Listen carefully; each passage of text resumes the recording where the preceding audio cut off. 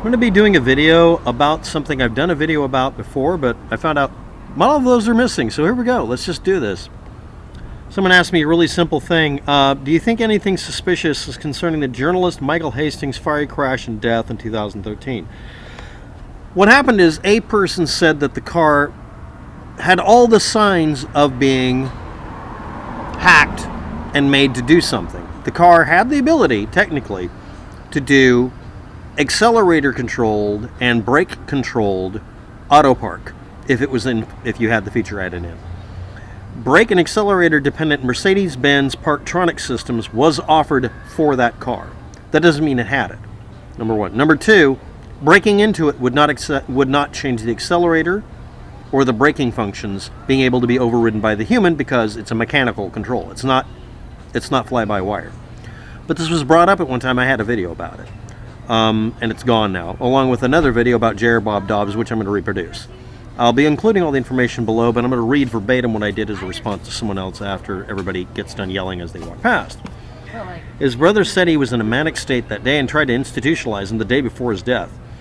Richard A. Clark, a former U.S. National Coordinator for Security, Infrastructure Protection, and Counterterrorism, a fearmonger, said the Mercedes-Benz C250 Coupe crash was consistent with the car's cyber attack, which had never happened before, and he doesn't know what he's talking about. Remotely seizing control of the car. But in what way? Was it the steering, which is the only part that was actually automated controlled? Next, the behavior of the car as it's going through, especially the fact that it shows signs of some sort of flames coming out of it, shows that he hit something further back than was visible on camera. He was running stoplights, driving like a maniac, freaking out, getting paranoid. And the only time he'd ever done it before is when he was doing drugs, and it made him crazy, and it made him unstable. And he drove down the middle of a road and hit a divider in the road. That's it. So no, I don't see this as being anything like a suspicious death. This was a person who, nobody was surprised this happened to him. But other people outside of it thought it was interesting, and people made up fake stories about it, somehow connecting it to all sorts of crap. He was an investigative journalist. He did this shit constantly, but this is when he gets whacked? Okay.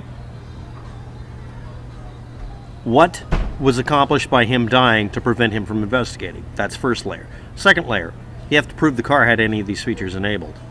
If I was somebody worried about getting whacked, I'd make sure all that shit was turned off by cutting wires and pulling plugs. It had an override feature that involved unplugging cables. Thanks for watching. Have a good day. Good luck with that.